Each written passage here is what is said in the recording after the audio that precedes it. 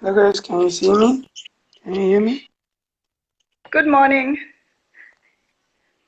This is Hasita, Good right? Good morning, ma'am. morning. Can you hear me? Yeah, ma'am, I can hear you. Okay, perfect. Ma'am, I can't see you. Can you Good see morning, ma'am. me? Good morning. Can you see Yeah, me I can now? see you, ma'am. Okay, perfect. Yeah, I can see you, ma'am. Great. So how are you, ma'am? I'm good. Thank you. And how are you guys doing in the morning? I'm doing fine, ma'am. Good. Happy to So, ma'am, I think, team up with you guys today.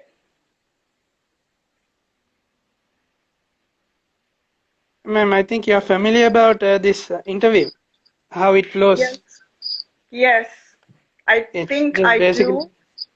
This is the it's first just go. time. It's the first time for me as well. Good, good. Uh, So we are both new. yeah, you have something in common. Yes, exactly. Ma'am, this is just going to be a Q&A session. Just I'm going to Yes, post you some questions and you're going yes, to answer me. And definitely. thank you, ma'am. This interview is about common mental health disorders and the ways to Yeah, overcome them, which you are an yeah, expert about in that. And I think I think I think so. it will be quite easy for you, ma'am. Perfect. As long as you ask me easy questions, I'll be able to answer them. I will do, ma'am. Sure, sure, sure. Ma'am, shall we start with the interview then? Sure.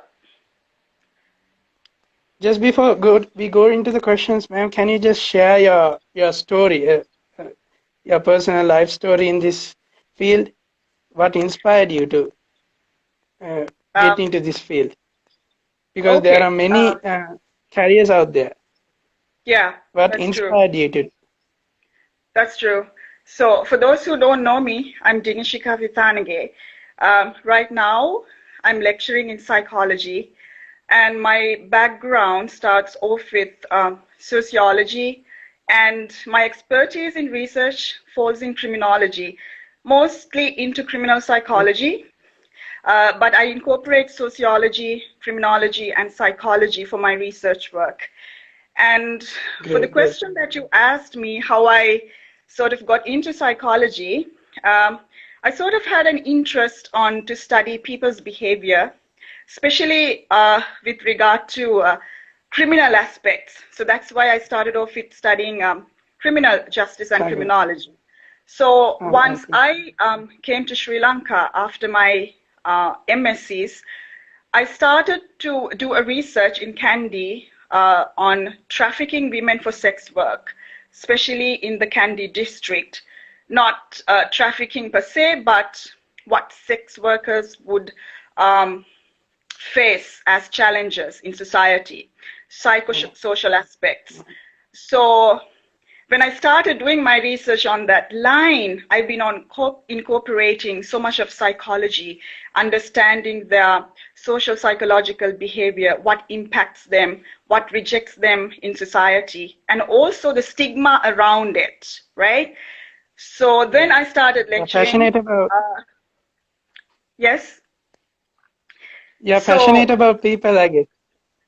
yes, I'm actually passionate about what people do and why they do Oh, it yeah. because my Yeah. research goes into a lot of theory. I'm not a practitioner in psychology, but I'm a theorist and I do research. So I study as to why people do things and how their psyche would get involved in their behavior, especially looking into stigmatization of certain disciplines like psychology in the Sri Lankan context, because in the third world country, the misconceptions we have around, especially in mental health field, especially in our country. Mm. I'm more interested in covering an area of mental health care system in Sri Lanka right now and questioning and targeting certain aspects that we misuse on people and discriminate against people and misguiding people. Yeah. That's your story, man. Yes. I just heard about a quote saying that story is king, and I Yeah. believe that your story will be king one day. Yes, I think personal narratives, we all have personal narratives regarding what we do, what we think of ourselves, your self-image, your self-esteem. So no matter how little your story is, it's important Yeah, because yeah, it's important. individually, you know, we strive to Yeah, survive. This living is a survival process, right? Like as your each motto person's goes, story is unique. Each person's exactly, story is every unique. one of Yeah, us, exactly. No matter how dark or light it is important to you, right? yeah, yeah, that's right. All right, shall we get on to the questions, ma'am? Sure, yeah, Ma'am, my first question is, one-fifth of the people in this world are yeah, victims of mental health, but most yes, of them are not aware of it. So, how can exactly. they be aware of that they are a victim of mental disorders? How can they be aware? So the first thing about mental health care globally, if you take into a global aspect, we usually say the psychosocial and economical aspects contribute to a person's well-being. So mental health is not just about being happy, being concerned about your mental stability, but it covers a whole range of how you live, what social influence you would get. Now, if you go into statistics, global statistics about mental well-being of people, what we Mhm. know is the third world countries, the people in third world countries are more into getting mental disorders compared to the Yeah, westernized yeah, societies. But the thing is, when you take the global aspects of what influences mental health, people are unaware because the policymakers, practitioners in the field, and the misconceptions around what mental health is not given properly. For an example, now when you address globally, I would say that most of the research that has been done on mental health, even for us, like educators in the Sri Lankan academic context, we look into the global research that has been done in the Western societies. But we don't look yeah, into the yeah. research, statistics, data that has been done in our country, right? Our So I country, yeah, think we that's true. need That's to focus on our country as to why our people do not know about these things. Why aren't mm, they not aware. being aware of, you know, mental health concerns?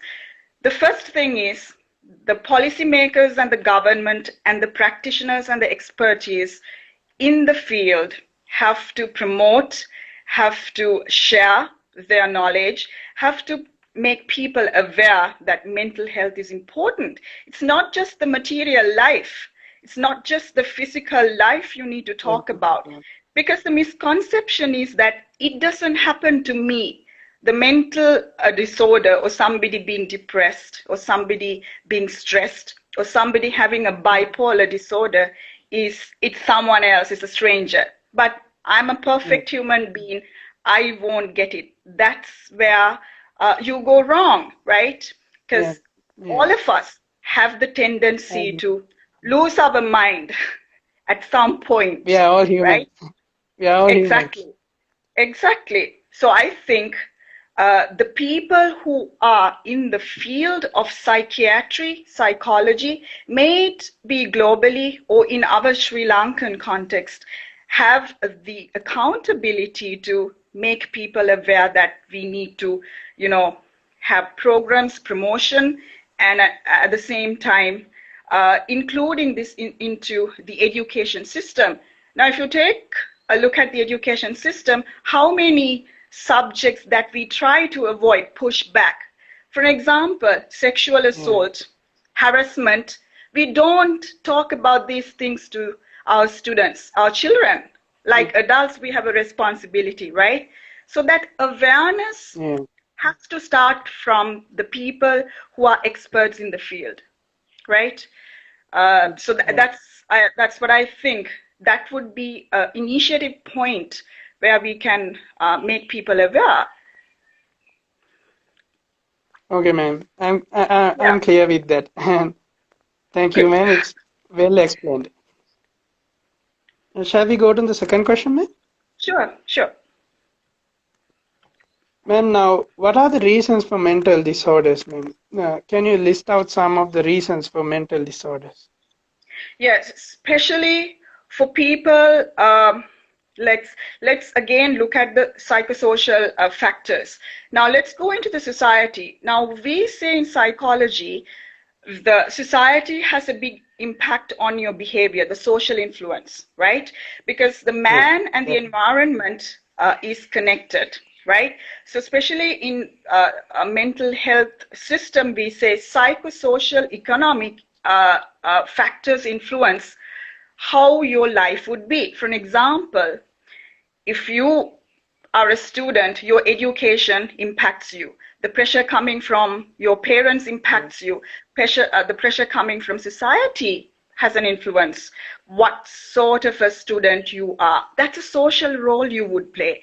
So it's just not one single fact that leads you into having a mental disorder, Mental but disorder. so many variety of factors. For an example, let's say you have a career in education or being a lawyer or being a doctor, the problems, the issues that you would face in the field can have an impact on your mental well-being. Mental. High Yeah, that's true. stressed professions like being a lawyer, being a doctor, on call for 24 hours, right? So certain social, career, life aspects can lead you to have developed certain mental disorders, especially when it comes to depression, anxiety, low mood disorders, and also feeling fatigued, right? Loss of Yeah, ma'am. appetite, loss of sleep. So those are Ma'am, initial like now when signs. we can I intervene, ma'am? Yeah, sure, sure. Go ahead. Ma'am, like as you said now, like your working environment affects you, right? No? Your working Definitely, environment affects you. Like definitely. like if your working environment is bad, like if they're bullying you, harassing you, that leads to Exactly. anxiety and depression. Exactly.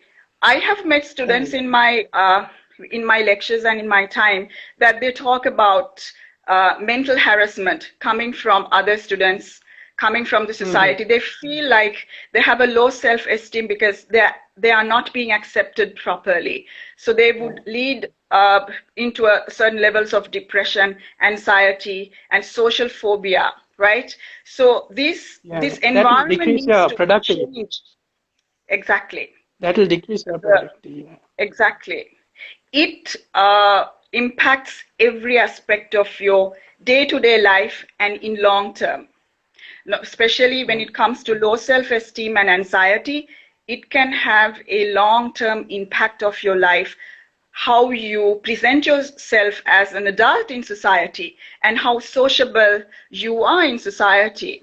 So in psychology, we learned something called social cultural theory, which we say the cultures and value that we have in a social context make your behavior either positive or negative. So we have to question, are we promoting positive behavior, positive Yeah. aspects for people to live, or making negative environment Yeah, around them? yeah, man. That's true. I'm pretty clear about that now. Good. Ma'am, shall we move on to the next question? Sure, sure. Ma'am, what are some common disorders which people have? Common mental disorders which people face? So the Most most common? common ones are, yeah, starting with depression. So when it comes to depression, you have major depression and clinical depression, Yeah, anxiety, bipolar, schizophrenia, and then you have schizophrenia. personality disorders and autism spectrum or developmental disorders. So mostly the most common ones are anxiety and depression that we have, Depression. which probably in severe levels would lead to committing suicide. So Yeah, I have heard globally, many stories. yes, yes. And especially in Sri Lanka, now we have a problem that among the youth, the depression is a question. Now, Yeah. most of the youth, young people say, oh, I feel like I have depression. I feel depressed. I cannot concentrate on my work. But sometimes I think we use this term depression in loose terms. People have no specific idea what depression is, so that we That's need to also a make question of sure. mine. Exactly. So are we defining it properly? Are we defining Mm, it in academic terms or theoretically that people would understand? Do you have depression? If you do, what symptoms do you have? Have you yeah. spoken to somebody about the little issues, the little uncomfortabilities you have, right? Probably Mm-hmm. addressing your friend, your family, right? So Yeah. sometimes when people say, I feel depressed, you have to be careful in asking question, do you know what depression is, right? So Yeah. do you understand what depression is for you to say What that I depression? feel depressed, right? So I think it's important for us to understand the definitions or the meaning behind these rather than using this term loosely. Yeah. Ma'am, speaking about depression, how can we identify what are the symptoms of depression, ma'am? The Okay, now symptoms. sometimes, yeah, people, the nature of depression is it's not visible for some people.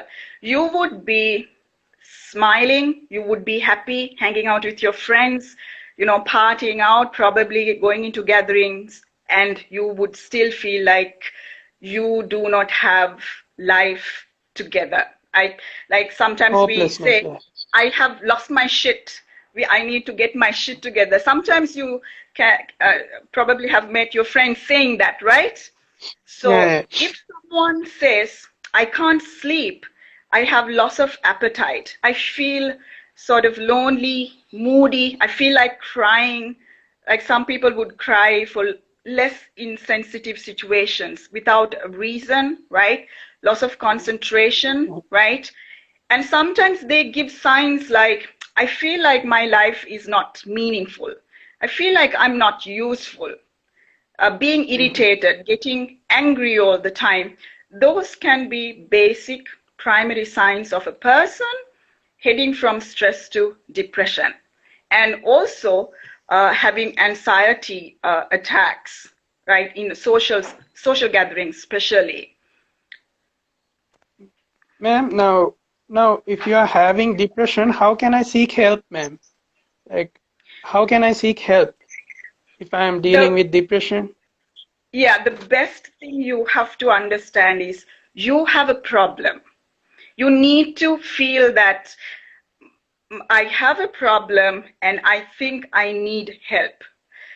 Who do I talk to?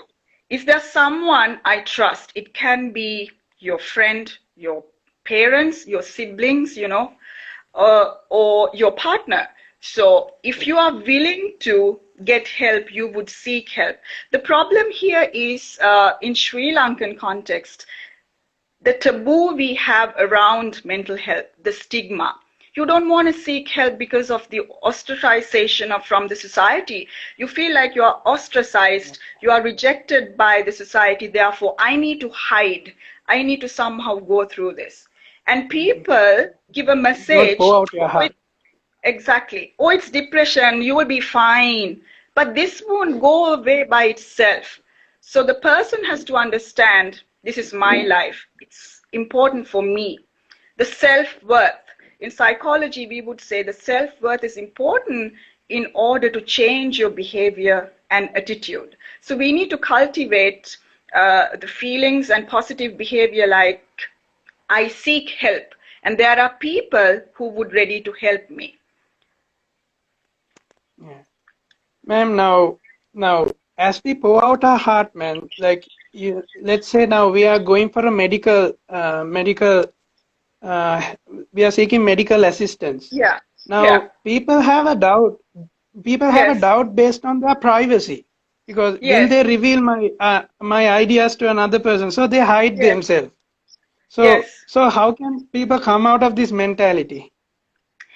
To come out of this mentality, the practitioners have to have a trust built in the community, in society. So this is why we would say uh, people who are expert in the mental health care system, be it a psychiatrist, be it a psychologist, a psychotherapist, a counselor, they are bound by a set of ethics given by psychiatric or psychological associations. So you need to build that rapport and trust with your client, the person you are giving your service to. If we do not build that trust, people will not trust us to get our service. Now that confidentiality problem is there. Now I think 2 years ago, I met a student who was working with me. She had been blackmailed by her psychiatrist, and it happened in Kandy. So when I wanted to reach out and help her, she said, please don't do that. I don't want to reveal the person's name because it's a threat to my life. But these things happen. So we need to know that we are ethically bound by our field, that we need to give an ethical service to our clients. Unless we do that, unless we establish that trust, people are not going to trust us. So they have a question of confidentiality. So for an For example, example, ma'am, yeah, can I intervene, ma'am? yeah, sure, go ahead. Ma'am, if for example, if I am a medical counselor Yeah, and my client has an idea to suicide, my yes, client has an idea to suicide. So which yeah. means should I reveal that to their loved ones or shouldn't I? You, Is he breaking the confidentiality? oh, between your client and yourself, right? Yeah, yeah, yeah, You, if you're working with your client who has a tendency to commit suicide, with the person's permission only, you can reveal it to the family, because there's up to a point that you need to preserve that. You are ethically bound to preserve that confidentiality. But if you think it's a danger to the client to the last minute, right, you can either refer to the client to another a psychiatrist who's expert in a field, or you can uh, sort of discuss this with a committee and what am I supposed to do, because you are bound by a certain committee, a psychiatric association, as to what should we do when it comes to a critical situations, right? So it's again an ethical question, ethical dilemma you have, because when it comes to practitioners or yeah. Ethical counselors, dimension, they are, yeah. yeah, they're also human beings, right? Mhm. So right away, you are not supposed to reveal to the family that this your client has tendencies to commit suicide, right? So, but when it comes to Yeah, the point that you have to discuss with the family, you may probably have to do it in order to safeguard the yeah. client's life. Mhm. Ma'am, now are loved ones responsible for our mental state? For Yes, our, of course. I think now family is the primary social institution in a society. If not for family, it's hard for us to grasp certain behavioral, certain social influences in our lives. So loved ones are so important. That's where we keep the boundary between the attachment and our attachment to strangers. So loved ones basically stay with you. We trust them. We are loyal to them, and we expect them to be loyal to us. So understanding you starts with the family. So if you have a family, if you think they are not very supportive enough, you tend to feel, rejected. You tend to feel like, oh, I'm alone, I'm lonely, my family does not support me much. So let's say for an example, if you are a person who have symptoms or who feel signs of depression, anxiety, or stress about your life or about your career, or as a student, the family has the foremost importance to reach you, talk to you, or discuss things with you. They are the first most primary caretakers, not the psychologist, not the counselors. But if the family thinks that we need to take the person to counseling, it's their responsibility as the loved ones. That shows that they care, they want you to get well. So I think sociologically and psychologically, family being the first most primary social institution for the well-being of your physical Absolutely. life, mental life, they have a greater responsibility of you, of understanding you. Ma'am, is mental health only like, do little children get mental health disorders? Because I Yes. encountered a situation. Can I share my Yeah. personal Yeah. life story with Sure. you, ma'am? Sure. Sure. Go ahead. Ma'am, while I was a prefect, while I was schooling, while I was a Yeah. prefect, I encountered a situation, ma'am. I just Yes. found a little boy. He was very little and he was crying. And I asked Oh, Mali, why are you crying? yes. And he said, Aya, my mom goes to work early in the morning and Yeah. comes late in the night. Yeah. Only my grandma is there to take care of me. Yeah. And I don't have time to spend with my mom. And he was Yes. just very sad and he was crying. So I did Yeah. not have any words to say because my mother and father was there until now. They are still with Yeah. me. So Yeah. this child is facing a bad situation, man. So how Yes. can we help little children to deal with this? Because they don't understand these theoretical things. They don't understand. How can we Yes. practically help them? It's I'm happy that you shared your story because we think that children do not have any mental conditions. They don't Yeah. understand depression. They don't understand anxiety and stress. That's a misconception we have. Now, it starts with parenting. I always sometimes nicely attack the parents. What sort of parenting would you give to your child?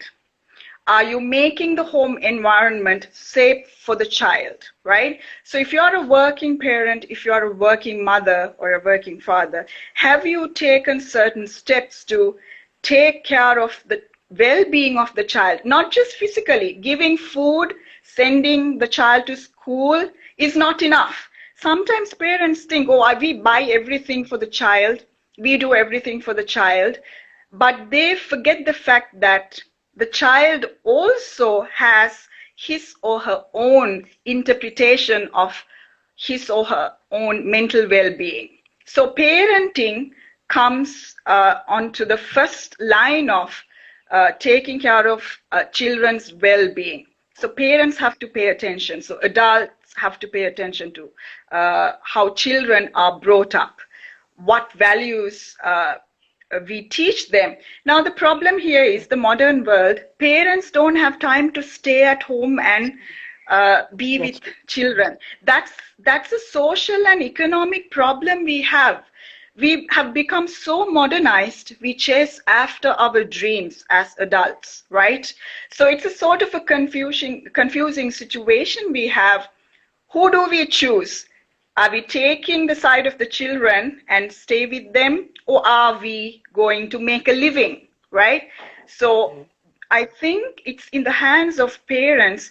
If they are concerned about their children, they have to find a mechanism to spend at least a couple of quality hours with the child after work, no matter how busy you are, Mm-hmm. no matter how hard it is. Parents have to make time. Ma'am, I just found out a quote, ma'am. It says that ships Yes. don't sink. Ships don't sink because of the water around them, but Yeah. ships sink because the water in them. Now, now, Yes. now, people get busy and they just surround themselves with what they are working. They surround themselves with their environment. They get pressured up inside, and then Yeah. now they just get angry, and Yeah. like when we ask, can we help you, they just scold us saying, no, no, I can deal with it. So how can Yeah. we reach like these people? How can we just identify the exact point to which to help him, the exact point which I can help Yes. him? That's with the acceptance issue we have in society. We don't like to accept the fact that we have certain issues in ourselves. We are willing to change. So sometimes I would say honestly, you reach someone and out of your good heart you want to help, but you reach the person twice, thrice, more than 5 times. You can't enforce help on anyone. You can't force someone to, take into a counselor or a psychologist, a psychiatrist. You can't. You can't forcefully take people. So people have to understand you need to accept, right? I need help. My friends are there. My family is there to help me to solve an issue or come out of a hard situation. So I think you probably have seen a lot of people, they would say, oh, I think I'm in a problem, but I don't need help. I can manage it, Yeah. right? Until the moment they reach the point they can't help themselves out, they would say, I can manage it, right? Then again, that has a social impact, how we look at ourselves. Sometimes people would think, I don't want to tell my problems to someone because I have a particular social class in society. I have a certain dignity in society. I would say you may be a king, you may be the poorest person in the society, but once you need help, you need to accept that I need help from someone who is, who loves me, who trusts me. So I get Need. what I need, right? So that social aspect about this class system, about your dignity and about, oh, I don't need help, I am perfect, I am okay, I can somehow manage that misunderstanding should be changed. Ma'am, now, will this mental disorder orders cure within time, ma'am? Will it gradually get cured, or we must be further go for medical counseling, ma'am? Are all Now, mental disorders like that? yes, usually mental disorders on the basic level can be cured. They can be cured. They can be cured without antidepressants or other medication. That's why in counseling and psychotherapy, we kind of tend to tell the clients that this is what you need to seek for. It may not be psychotherapy, it can be talk therapy, right? So Yeah. you necessarily won't put the client on medicine, but probably ask the client to have a hobby, an activity that makes you feel better, distract your negative thoughts. So going into your question, I would say that mental disorders like depression, anxiety, or social disorders, these can be cured. But when it comes to schizophrenia, when it comes to bipolar disorders, when it comes to developmental disorders in the autism spectrum, you may take a few years, a longer period of time to work with the client, probably giving medication at the same time, going into therapy like CBT, cognitive behavioral therapy, changing the attitudes into positive attitudes, and based on that, changing the behavior of the person. So something that I would like to say is that it's not a cookie cutter approach, because Yeah. every mental disorder is unique. We can't give just one criteria or one therapeutic measure for everyone. So you need to sit with the client and go through the history of the client and the severity of the mental disorder before you start to approach him or her with a treatment process. but most mental Ma'am, disorders can be cured. ma'am, what's schizophrenia? As you said, what's Yeah. schizophrenia? Schizophrenia is some sort of a level of hallucinating that you would hear things, you would see things that other people may not be able to. For an example, we would say it's a level of creating your own reality, an alternative reality that other people may not see. So a person with schizophrenia would complain about, I have disturbances, I hear things, I see things, and going into a world of uh, uh, their own, creating a different reality. It's a stage of a hallucinative stage.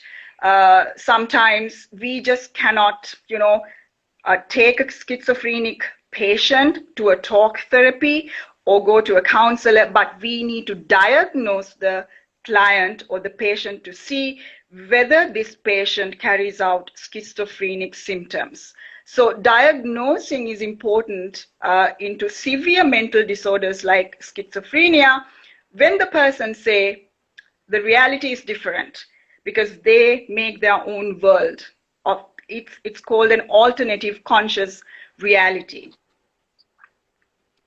Okay, ma'am. Now, if we divide our work, if I'm working now, if Yeah, I divide my work based on life and based on work, so that I have a small time for me, for myself. yeah, So will it help me in my mental state? Because now at the end of the day, I am dealing with much of anxiety, much of yeah, depression. So if I take some time to listen to music or if I take some yeah. time to stay with my loved ones, will it help me? Will it help me? Definitely. Definitely, because it's a subjective decision that you make that what do you want to do apart from working? Do you want to have a hobby? Do you want to listen to music? Or some people would love to go out and eat. So it's a purely subjective choice. When I say subjective, it's your own unique decision, right? So it's not objective. You can't generalize, okay, let's do this, we need to make a plan so everyone can do this. No, you pick your own hobby or activity to soothe your mind, to kind of relax yourself. Sometimes I've seen people who work under extreme stressful levels. So I'm a person who has much productivity when I'm so stressed out. So I love working under stress because it makes me reach deadlines. But it doesn't work for a lot of people.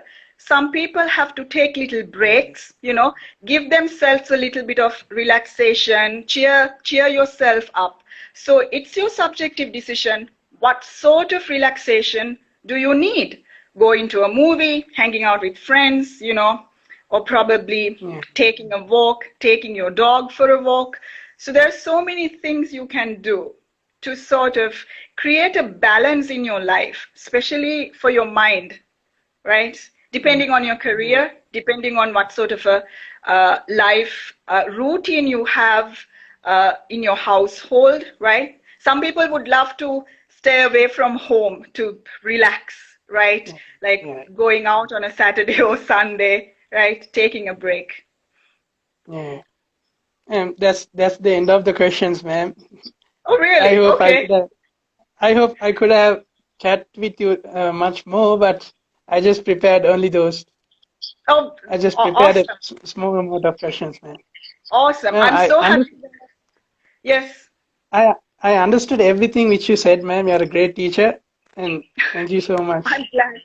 Yes, thank you so much for the invitation for me to join up with you guys today, a Okay. Sunday, and give 2 cents of what I know about in mental health. Thank you very much, and keep up your good work going. So, as a Yeah. youth group, it's wonderful. Thank you so much. Thank you, ma'am. I hope that you will achieve great milestones, ma'am. Okay, thank you. So, you guys have a Thank you, good ma'am. day. Yeah, take care. Bye. Bye, bye, ma'am. Bye bye.